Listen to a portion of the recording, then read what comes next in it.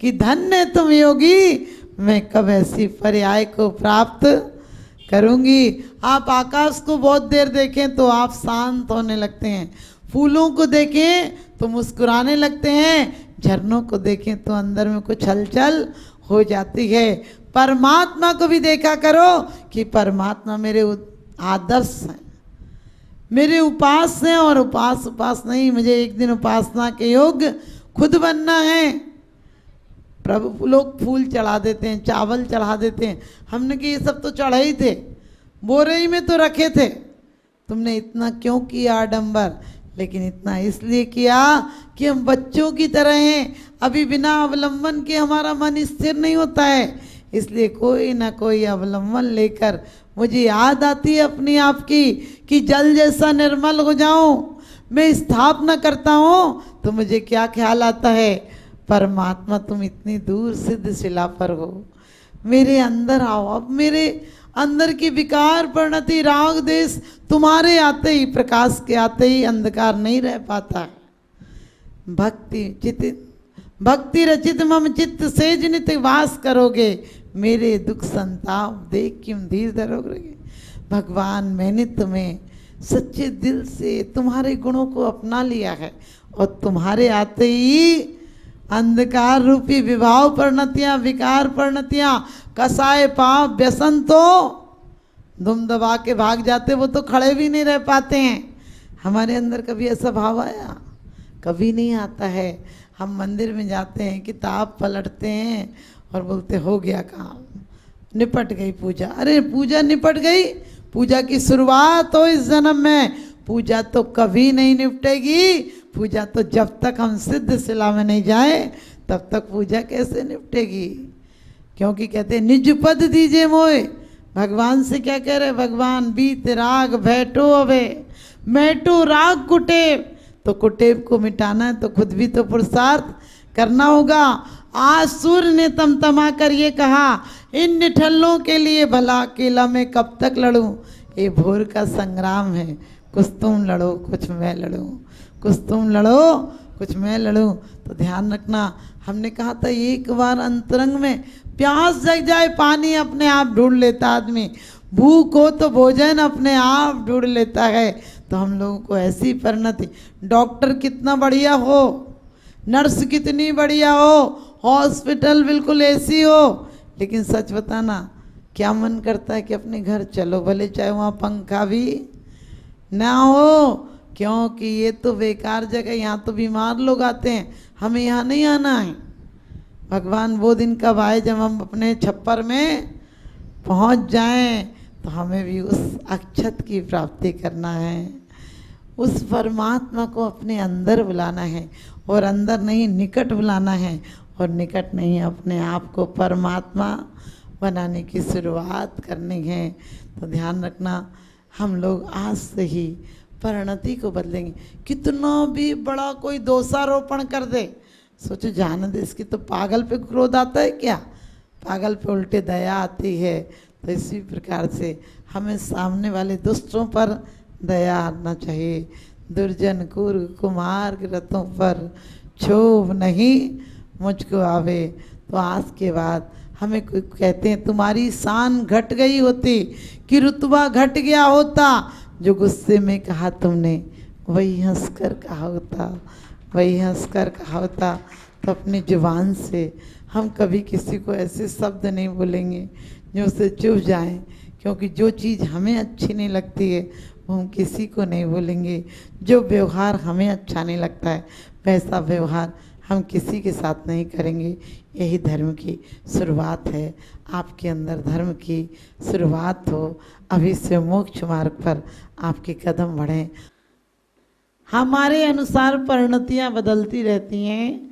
समंत्रभद्र स्वामी कहते हैं, देश्यामि समीचीनम धर्मम कर्म निवर्णम संसार दुखता सत्वान यो धरत्व में सुख है। कहते हैं देश्यामि समीचीनम, मैं उस धर्म को कहूँगा जो कैसा है। धर्मम कर्म निवर्णम, धर्म क्या करता है? धर्म कर्मों से निकालता है, कर्मों से छुटाता है। और सत्वान यानी प्राणियों को संसार के दुखों से निकालकर उत्तमे सुखे धरते। जो उत्तम सुख में धारण करता है वो धर्म है। लेकिन आज जो धर्म हमने किए हैं वो उधार धर्म किए हैं। नगद धर्म और उधार धर्म में अंतर होता है। उधार आप दूसरे का लेते हैं और अपना होता है वो नगद होता है, अपन ने कमाया हुआ होता है, वो अपना अधिकार होता है। आज हमने धर्म को शास्त्रों से मान लिया, गुरुओं से मान लिया, किसी व्यक्ति के सुनकर हमने क्या, बच्चों को हमने खूब धर्म सिखाया है।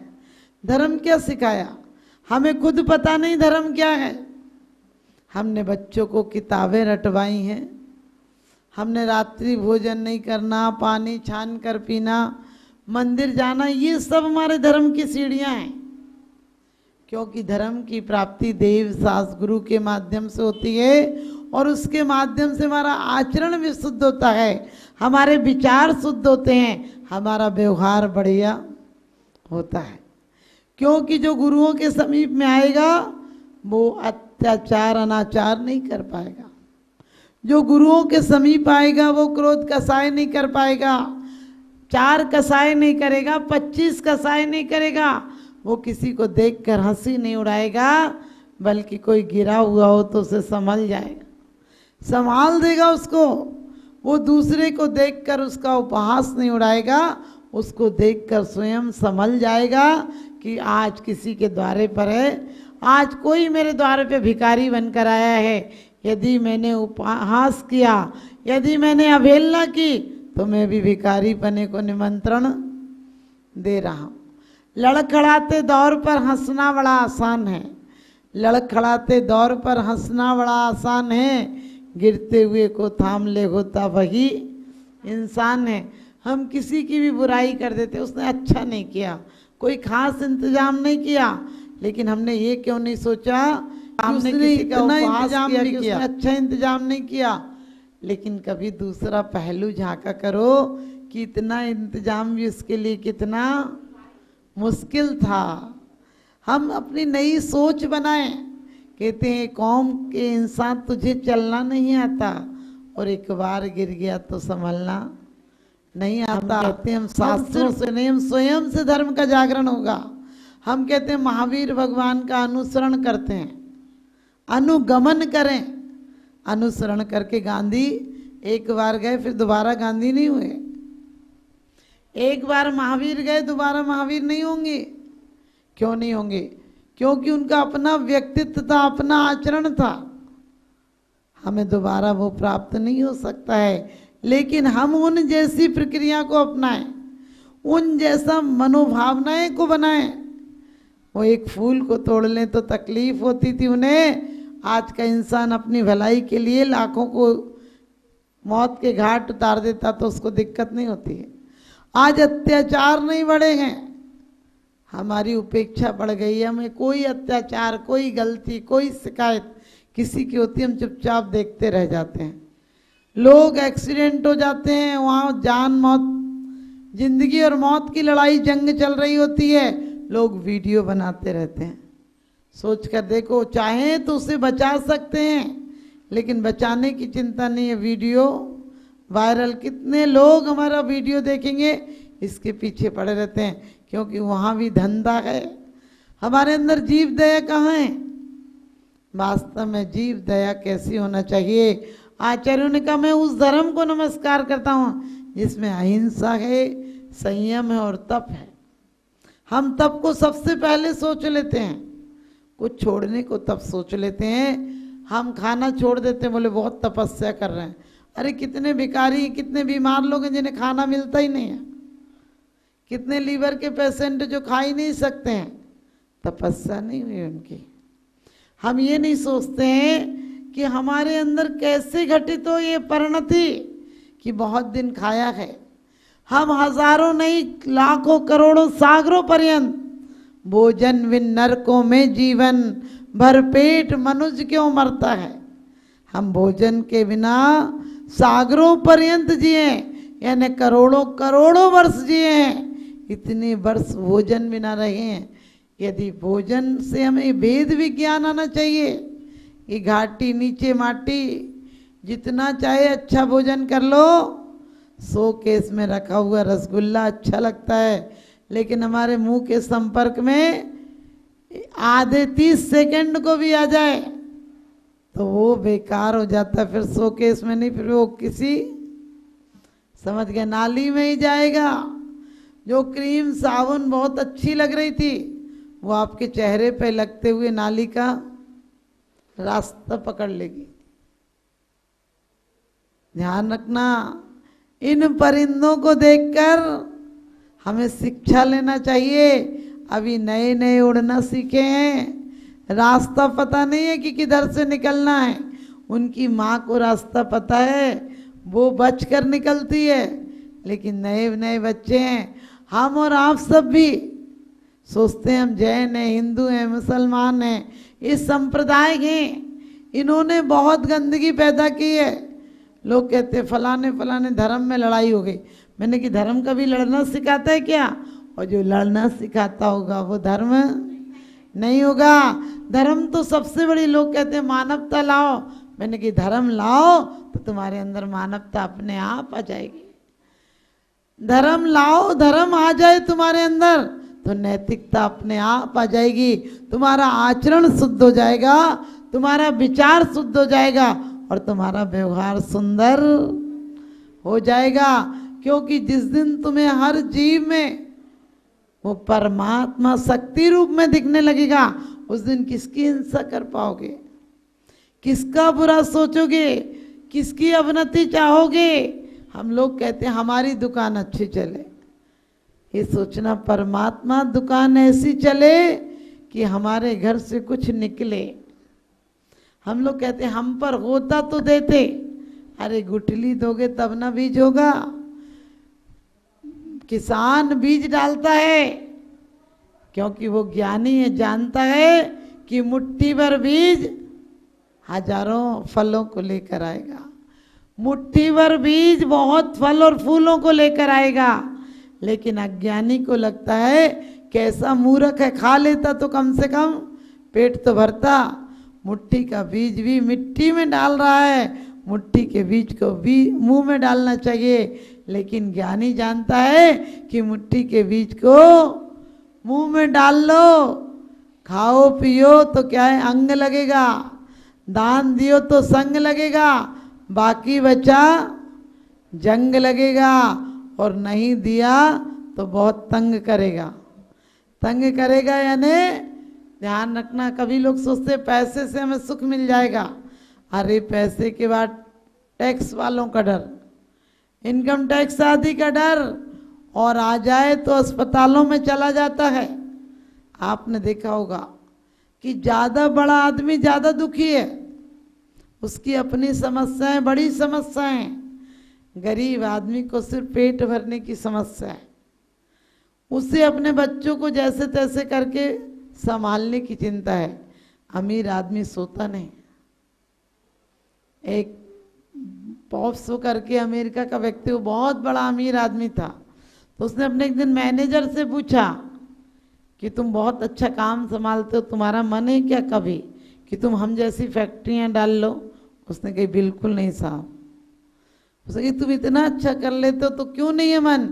बोले मैं ये जानता हूँ कि मुझे जो मिल रहा है बहुत अच्छा मिल रहा है। अभी मैं 8 बजे 8:30 बजे की मेरी ड्यूटी है, मैं 8 बजे 8:30 तक आता हूँ और 3 बजे वापस निश्चिंत होकर चला जाता हूँ। लेकिन मैं आपको देखता हूँ कि आप रातों रात इसकी चिंता में जागते हैं और आप सुबह 6 बजे आ जाते हैं, रात को 11 बजे फैक्ट्री से जाते हैं। फिर भी मैं कभी आपको रात को फ़ोन लगाता हूँ तो आप नींद में नहीं होते, आप जागते रहते हैं। ऐसा धन मुझे नहीं चाहिए कि मैं जो मेरी नींद हराम कर दे, ऐसा धन मुझे नहीं चाहिए जो मेरे परिवार की प्रेम शांति भंग कर दे। मुझे तो इतना ही चाहिए, जैसा कि कबीर ने कहा है, तुलसीदास जी कहते हैं कि साईं इतना दीजिए जहाँ में कुटुंब समाए और मैं भी भूखा ना रहूं, साधु ना भूखा जाए। क्या कहा है? तुलसी जी भी कहते हैं तुलसी जग में आए के कर लीजिए 2 काम, देवे को टुकड़ा भला, लेवे को प्रभु नाम। देवे को टुकड़ा भला, लेवे को प्रभु नाम। भगवान मेरे घर से कम चाहे एक अंश निकले, मेरी कमाई का निकलता रहे। कोई जरूर नहीं, कर्जा लेकर बिल्कुल नहीं देना, शक्ति हो तो बिल्कुल नहीं देना, लेकिन इतने कृपण भी मत बनना कि कम से कम अपने घर से इतना सा राई बराबर, पर्वत बराबर हो तो राई बराबर जरूर देना। और देना भी इस भाव से नहीं कि देना पुण्य लगेगा, नहीं, अपने आलास से देना, लोभ कसाई को कम करने के लिए देना। और उतना भी बाई चांस नहीं निकाल सको तो तन से सेवा करना। और तन की भी मजबूरी हो तो मन से अनुमोदना करना कि बहुत अच्छे हैं, मन से। अभी मुंह पे तो बोल देते, कोई आता है बोले धन्यवाद आप आए, लेकिन मन में सोचो धिक्कारते कहाँ से आज ही टपक पड़ा, पता होता तो हम तो फोन कर देते, है ही नहीं यहाँ पर। कितना बार ऐसी परिणति होती है हमारी। तो हम नगद धर्म का मतलब है स्वयं के विचारों को बदलेंगे, स्वयं की सोच बदलेंगे, स्वयं के उद्देश्य बदलेंगे। परिवार के लिए धर्म का पालन करते हो तो भगवान से भी परिवार ही मांग रहे हो, और धर्म के लिए परिवार पालते हो तो धर्मात्मा हो जाओगे। धर्मात्मा ये कहता है कि भगवान मेरी संतान के द्वारा इस धर्म की परंपरा को, आयतनों की रक्षा कर सकूं, वास्तव में तब मैं सार्थक हो जाऊंगा। मेरी संतानें देव सास गुरु की आराधक बने, शुभ आचरण हो उनका। कहते हैं अहिंसा आ जाए, 5 महाव्रतों, समितियां हो, गुप्तियां हो, क्या ये सब अहिंसा पर तो है? 5 जो अणुव्रत हैं उसके बाद भी वो भी व्रत हैं, उनको भी निरतिचार पूर्वक पाल लो तो 16वें स्वर्ग तक जा सकता है श्रावक। क्यों कि अतिचार नहीं लगाओ। अपन तो लेने के पहले अनाचारी कर लेते, लेते कहाँ, तोड़ने का भाव पहले आ जाता है। कोई नियम लो तो क्या कहते, टूट गया तो ऐसा क्यों सोचते हो?